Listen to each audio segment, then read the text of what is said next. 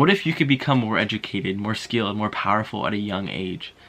But the thing is, it might not be cool. People might make fun of you. People might doubt you, and people might ask you, what the hell are you doing? Why would you even try doing that?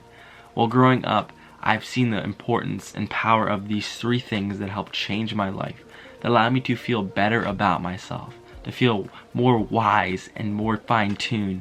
And I wish I implemented these 3 skills into my life at a younger age, but people told me that they're not cool. Now this video is going to break down 3 things that I wish I did when I was younger, but I was too scared to act on.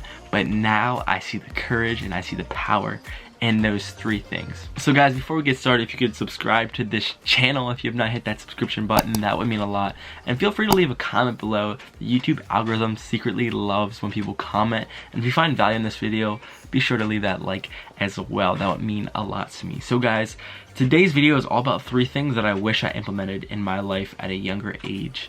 Growing up, there's things that you do, there's things that we try to take on that you're just trying to fit in with people or society's like, you have to do these certain 3 things, or you have to follow this path, or you have to go down this career, and you're just not getting any progress. If that's you, well, this video is probably for you, because I've been there and I've been made fun of for doing certain things at a young age, but now I see the power in these 3 things that I wish I could have started at a younger age.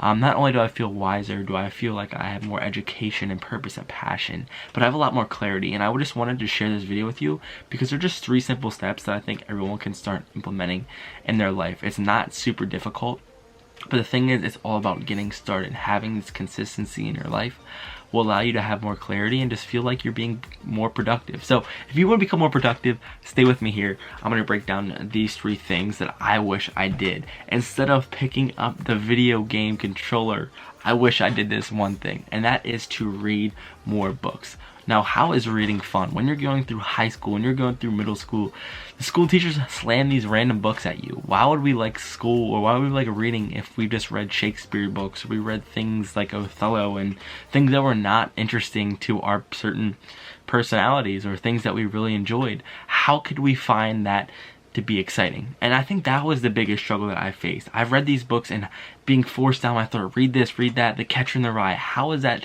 something that is personally suitable for me, or how do I find knowledge that's going to help advance my future? So I've had this bias towards books through high school. I was like, I'm not reading books. It's cool to not like books.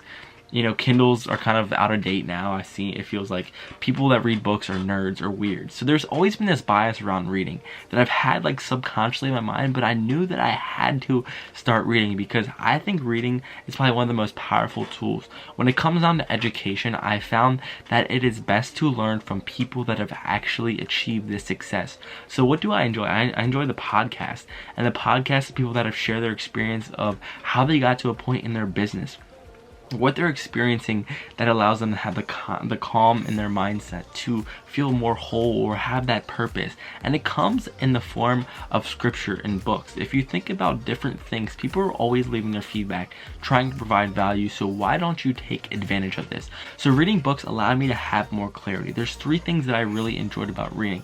Number 1 is you can learn from someone. Number 2 is that it gives you the time to really reflect or just think about what are you reading that shows your interest. And number 3 is that you have the ability to literally learn as much as you can from people's experiences.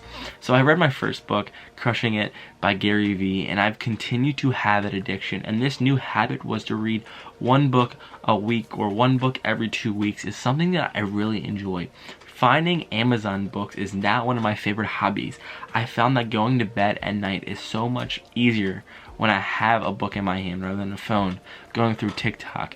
And when you're learning, you're tuning your mindset, and every day, every morning, every night, you're fine-tuning your brain, you're fine-tuning your wisdom, and you're reading these words that people have crafted for you.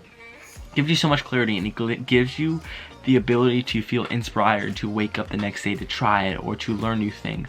So reading was something that I grew up hating, something that I did not enjoy, and I found no purpose in it. My mindset has absolutely changed, and I think that that is the best way for you to learn something new or to try to experiment with someone's success, is just to read a book. So I hope you guys maybe feel more inspired to read a book, but if not, I'm going to share my second thing that I love to do more of, and that is to have right here a journal. Now journaling, why would someone want to journal?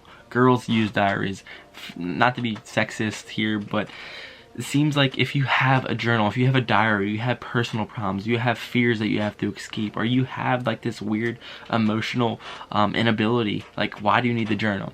And that was something I've always had. And they say if you have a diary, if you have a journal, you don't tell anybody about it because it's a weakness. But I think it's actually a strength. The strength of a journal is that it gives you the clarity to understand where you are now.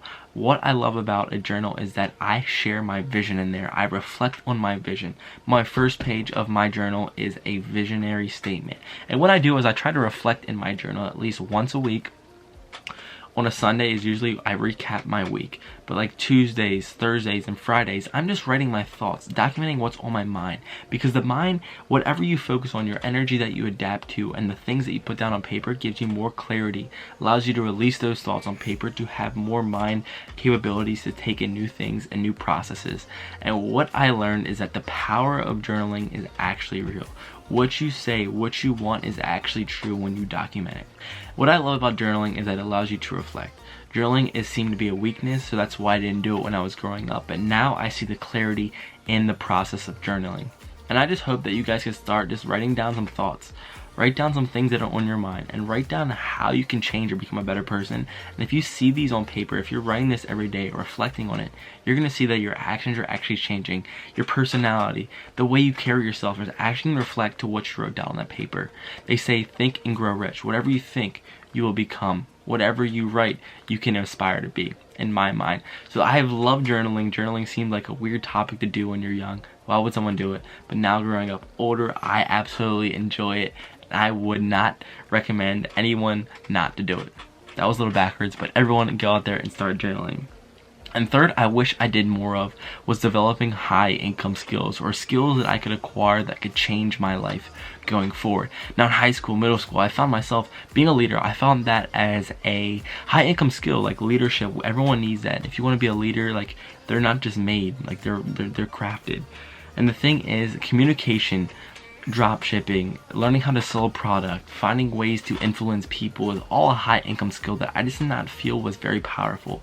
The one thing that I realized at a young age and what I found is that you have to put yourself out there, and putting yourself out there is very difficult. People do not accept when you do that, and that was something that was looked down upon. That was looked as a fear point or a weakness when you were young or when I was younger. But now growing up, seeing how influential people are, or how people can change with their words or their documentation on camera or videos, I thought this was very powerful. So what I would say is learn how to grow your communication skills. Find ways to meet new people. And I think people and networking are one of the greatest things that you can do at a young age when you're just getting started. Meet as many people as you can. Shake as many hands as you can, because at the end of the day, that's what you have left. But it's looked down upon. It's looked down upon because you need a linear path of success. You need a linear path of becoming a growth person, rather than doing when you're young, taking advantage of these skills when you have the opportunity when you are young. And it's going to be a cool thing to do.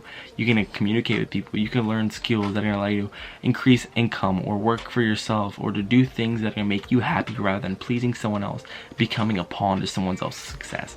So incorporate ways to communicate and develop a high income skill, even though it may be looked down upon. If you're making a video of yourself on camera, you might not see how powerful that is in the moment, but really people are going to respect that. People are going to see that you're growing an audience, or you're doing something that's personally acceptable for you. Or they say, why are you going to do that? They're going to make fun of you when you go to school. They're going to make fun of you when you have that TikTok go viral. They're going to make fun of you when you post that thing on Instagram. But really, you're developing self-confidence. You're developing these skills that are going to move you to become a better, more confident, and awesome person. So guys, that's the 3 things that I wish I did more of when I was younger. Even though I'm 21, we're still around here doing it all, and just becoming a better version of yourself person, and just implementing these habits into your daily life, I believe will allow you to change, reform, and become a better person. So again, if we've made it this far and you've not yet subscribed, please leave a comment below. I hope to meet you guys. Love to hear your feedback. More importantly, hopefully love to connect. Happy Thursday night. I hope you guys have a great rest of your week. I will catch you in the next video. Thank you for tuning in. Peace out and take care.